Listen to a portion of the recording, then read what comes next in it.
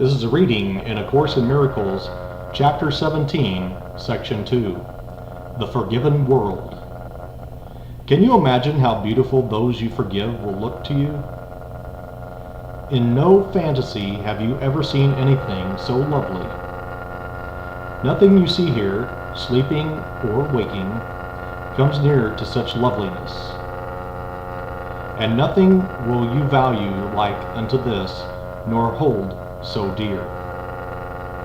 Nothing that you remember that made your heart sing with joy has ever brought you even a little part of the happiness this sight will bring you. For you will see the Son of God. You will behold the beauty the Holy Spirit loves to look upon, and which he thanks the Father for.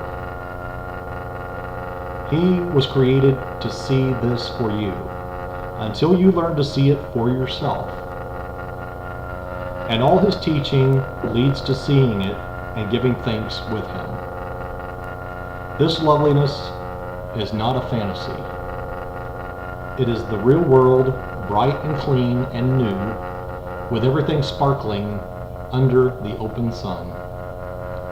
Nothing is hidden here, for everything has been forgiven, and there are no fantasies to hide the truth. The bridge between that world and this is so little and so easy to cross that you could not believe it is the meeting place of worlds so different. Yet this little bridge is the strongest thing that touches on this world at all. This little step, so small it has escaped your notice, is a stride through time into eternity, beyond all ugliness into beauty that will enchant you, and will never cease to cause you wonderment at its perfection. This step, the smallest ever taken, is still the greatest accomplishment of all in God's plan of atonement. All else is learned, but this is given, complete and wholly perfect. No one but him who planned salvation could complete it thus. The real world, in its loveliness, you learn to reach. Fantasies are all undone, and no one and nothing remain still bound by them, and by your own forgiveness, you are free to see. Yet, what you see is only what you made, with the blessing of your forgiveness on it. And with this final blessing of God's Son upon himself, the real perception, born of the new perspective he has learned, has served its purpose.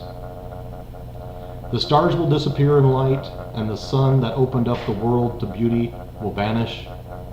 Perception will be meaningless when it has been perfected, for everything that has been used for learning will have no function. Nothing will ever change.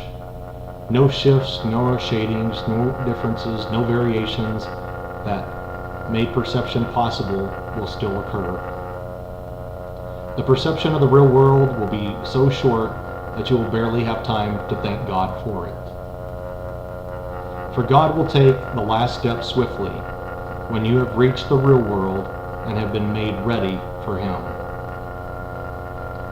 The real world is attained simply by the complete forgiveness of the old, the world you see without forgiveness.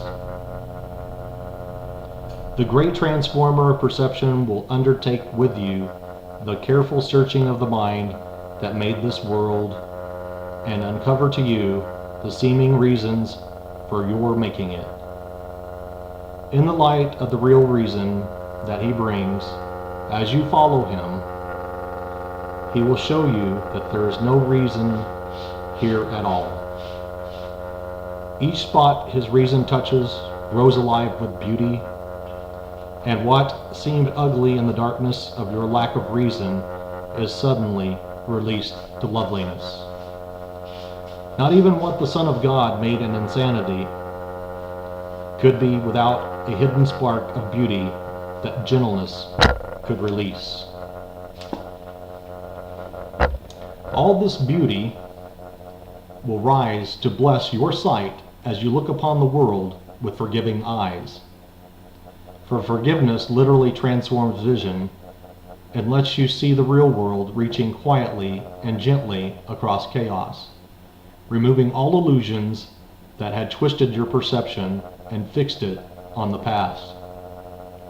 The smallest leaf becomes a thing of wonder, and a blade of grass a sign of God's perfection. From the forgiven world, the Son of God is lifted easily into his home, and there he knows that he has always rested there in peace. Even salvation will become a dream and vanish from his mind. For salvation is the end of dreams, and with the closing of the dream will have no meaning. Who awake in heaven could dream that there could ever be need of salvation? How much do you want salvation? It will give you the real world, trembling with readiness to be given you.